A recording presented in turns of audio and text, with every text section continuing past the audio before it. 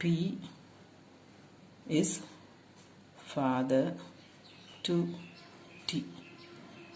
T is daughter of M. Right? அப்போ இவங்க ரெண்டு பேரும் husband and wife. M is daughter of K. Right? What is P to K கேட்டிருக்காங்க. Option வந்து father இருக்கு, அடுத்தது ஃபாதர் இன் லா இருக்கு, தென் பிரதர் இருக்கு, தென் சன் இன் லா இருக்கு. What is B? பி தான் யாரு? கேக்கு.